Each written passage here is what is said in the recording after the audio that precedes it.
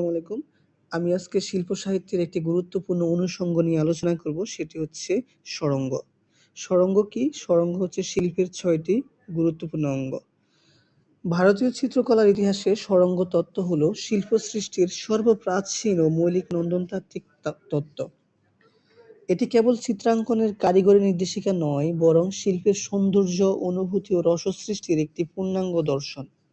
অবনীন্দ্রনাথ ঠাকুর তাঁর বাগেশ্বরী শিল্প প্রবন্ধাবলীতে এই তত্ত্বকে নতুনভাবে ব্যাখ্যা করে দেখিয়েছেন যে সরঙ্গ ভারতীয় শিল্পের প্রাণ এবং এর তাৎপর্য সর্বজনীন। সরঙ্গ তত্ত্বের আদি ইতিহাস কি তাহলে? সরঙ্গ তত্ত্বের উৎপত্তি ভারতীয় শিল্প চিন্তার সুদীর্ঘ ঐতিহ্যের সঙ্গে যুক্ত। এর সর্বপ্রথম উল্লেখ পাওয়া যায় বাৎসায়নের কামসূত্রে, প্রায় খ্রিস্টীয় ৩য় ও ৪র্থ শতকে। কামসূত্রে ৬৪টি কলার মধ্যে চিত্রকলার আলোচনা করতে গিয়ে শিল্পের ৬টি মৌলিক অঙ্গের উল্লেখ করা হয়েছে। তবে কামসূত্রে এই অঙ্গগুলোর বিস্তারিত ব্যাখ্যা ছিল না। পরবর্তীকালে যশোধর পণ্ডিত আনুমানিক ১১ থেকে ১২ শতকে তার জয়মঙ্গল ভাষ্যে প্রথম সরঙ্গের ব্যাখ্যা প্রদান করেন। পরবর্তীতে বিষ্ণুধর্মোত্তর পুরাণের চিত্রসূত্র, শিল্পশাস্ত্র, অগ্নিপুরাণ প্রভৃতি গ্রন্থে এই তত্ত্ব আরও সুসংহত রূপ লাভ করে এবং ভারতীয় শিল্প শিক্ষার ভিত্তি হিসেবে প্রতিষ্ঠিত হয়। তাহলে সরঙ্গের তত্ত্বের মূল সংস্কৃত শ্লোকটি তাহলে কি? রূপভেদ প্রমাণানি ভাবলাবণ্য যোজনম সাদৃশ্যং বর্ণিকা ভঙ্গ ইতি চিত্রং সরঙ্গম। অর্থাৎ এখানে ৬টি অঙ্গের কথা বলা হয়েছে: রূপভেদ, প্রমাণ, ভাব, লাবণ্য, যোজন, সাদৃশ্য ও বর্ণিকা ভঙ্গ। এই ৬টি অঙ্গের সমন্বয়ে একটি উৎকৃষ্ট শিল্পকর্ম সৃষ্টি হয়েছে। আমরা এখন সংক্ষেপে সরঙ্গ তত্ত্বের ৬টি অঙ্গ নিয়ে আলোচনা করব। ১. রূপভেদ। বস্তুর স্বতন্ত্র রূপ, প্রকৃতি ও বৈশিষ্ট্য সঠিকভাবে উপলব্ধি ও প্রকাশ করার ক্ষমতাকে রূপভেদ বলে। ২. প্রমাণ। মানবদেহ বা বস্তুর সঠিক অনুপাত, গঠন, ভারসাম্য ও পরিমিতি রক্ষা করা। ৩. ভাব। চিত্রে প্রাণ, অনুভূতি, আবেগ ও মানসিক অভিব্যক্তির প্রকাশ। ৪. লাবণ্য যোজন। রেখা, রং, ছন্দ ও বিন্যাসের মাধ্যমে শিল্পে মাধুর্য, সৌন্দর্য ও সজীবতা সৃষ্টি। ৫. সাদৃশ্য। বস্তুর বাহ্যিক অবিকল অনুকরণ নয়, বরং তার অন্তর্নিহিত স্বভাব ও চরিত্রের যথার্থ প্রকাশ। ৬. রং অর্থাৎ ৬. বর্ণিকা ভঙ্গ। রং, আলো, ছায়া, রেখা ও তুলির সুষম ব্যবহার করে শিল্পের আবহ, গভীরতা ও নন্দনীয়তা সৃষ্টি।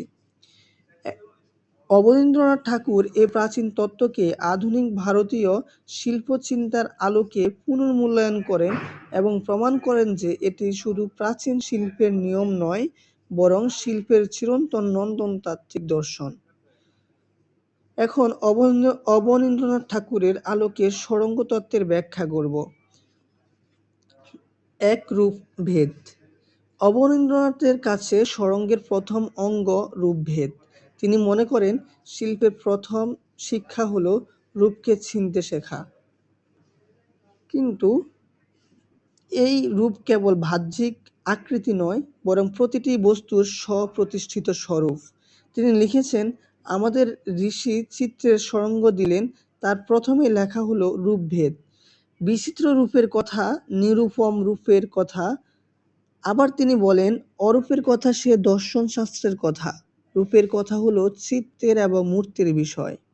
অর্থাৎ শিল্পীর কাজ অরূপকে নয়, দৃশ্যমান রূপের মধ্যেই তার স্বকীয় সত্তাকে প্রকাশ করা। একটি গাছ, একটি মানুষ বা একটি পশু প্রত্যেকেরই নিজস্ব রূপ ধর্ম আছে। সেই রূপ ধর্মকে অনুভব ও প্রকাশ করাই রূপভেদের লক্ষ্য। ২. প্রমাণ। প্রমাণ সম্পর্কে অবনীন্দ্রনাথের ব্যাখ্যা অত্যন্ত গভীর। তার মতে প্রমাণ কেবল অঙ্গ প্রত্যঙ্গের মাপ বা জ্যামিতিক অনুপাত নয়, এটি শিল্পের মান, পরিমাণ, সামঞ্জস্যের নন্দনতাত্ত্বিক ভিত্তি। তিনি দেখিয়েছেন প্রকৃত শিল্পে এমন একটি ভারসাম্য থাকতে হবে যাতে কোনো অংশ অপ্রয়োজনীয়ভাবে বড় বা ছোট মনে না হয়। এই সামঞ্জস্যই শিল্পের সৌন্দর্যকে সুসংহত করে। তাই তার কাছে প্রমাণ হলো জীবন্ত অনুপাত, যা শিল্পের রূপকে বিশ্বাসযোগ্য ও নান্দনিক করে তোলে। ৩. ভাব। অবনীন্দ্রনাথ সরঙ্গের মধ্যে ভাবকে সর্বাধিক গুরুত্ব দিয়েছেন। তিনি লিখেছেন, যা পদার্থকে ভাবময় করে তোলে তাই ভাব। এরপর তিনি স্পষ্টভাবে বলেন, ভাবযুক্ত পদার্থ নিয়ে কথা শুধু রূপটি আর তার মান পরিমাণ দিয়ে খালাস নয়, আর্টিস্ট। এই বক্তব্যের মাধ্যমে তিনি বোঝান যে রূপ ও অনুপাত শিল্পের ভিত্তি হলেও শিল্পের প্রাণ হলো ভাব। যে শিল্পে দর্শকের মনে করুণা, আনন্দ, বিস্ময়, প্রেম বা বেদনার অনুভূতি সৃষ্টি করতে পারে সেই শিল্পই প্রকৃত শিল্প। ৪. লাবণ্য। লাবণ্য সম্পর্কে অবনীন্দ্রনাথ বৈষ্ণব রসতত্ত্বের ব্যাখ্যা গ্রহণ করেছেন। তিনি উদ্ধৃত করেছেন, মুক্তক লাভের অন্তর হইতে যে ছটা বহির্গত হয় এবং স্বচ্ছতা প্রযুক্ত অঙ্গ সকলে যে চাকচিক্য প্রতীয়মান হইয়া থাকে তাহাকেই লাবণ্য বলে। এরপর তিনি বলেন, রূপ দিয়ে, প্রমাণ দিয়ে, ভাবভঙ্গি দিয়ে যা রচনা করা হলো তা লাবণ্যযুক্ত করা হলো তাই তো হলো ভালো। অর্থাৎ লাবণ্য কোনো বাহ্যিক অলঙ্কার নয়, বরং রূপ, প্রমাণ ও ভাবের সুষম সমন্বয় থেকে যে অন্তর্দৃপ্ত সৌন্দর্য প্রকাশ পায় সেটিই লাবণ্য। ৫. সাদৃশ্য। অবনীন্দ্রনাথের মতে সাদৃশ্য মানে ফটোগ্রাফের মতো হুবহু অনুকরণ নয়। তিনি দেখাতে চান প্রকৃত শিল্পে বাহ্যিক মিলের চেয়ে বিষয়ের অন্তর্নিহিত সত্য ও চরিত্রের মিল অধিক গুরুত্বপূর্ণ। যদি কোনো শিল্পী মানুষের মুখের প্রতিটি রেখা অনুকরণ না করেও তার ব্যক্তিত্ব, মানসিকতা ও স্বভাবকে প্রকাশ করতে পারেন, তবে সেটি প্রকৃত সাদৃশ্য। অর্থাৎ সাদৃশ্য হলো আত্মিক সাদৃশ্য, বাহ্যিক অনুকরণ নয়। ৬. বর্ণিকা ভঙ্গ। অবনীন্দ্রনাথ বর্ণিকা ভঙ্গকে শুধু রং করার কৌশল হিসেবে দেখেননি। তার মতে রং, রেখা, আলো, ছায়া ও তুলির ব্যবহারের মাধ্যমে শিল্পের ভাব, আবহাওয়া ও রসকে প্রকাশ করেন।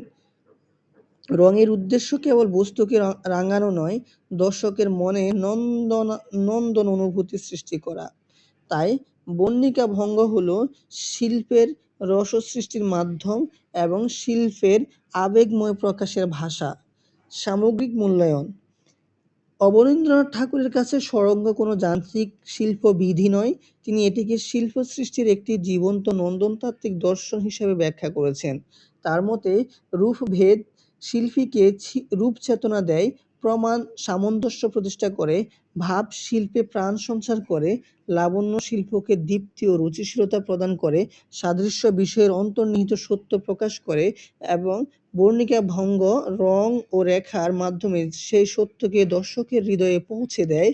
এই কারণেই অবনীন্দ্রনাথ সরঙ্গকে কেবল চিত্রকলার নয়, সমগ্র ভারতীয় শিল্প দর্শনের চিরন্তন নন্দনতাত্ত্বিক ভিত্তি হিসাবে প্রতিষ্ঠা করেছেন।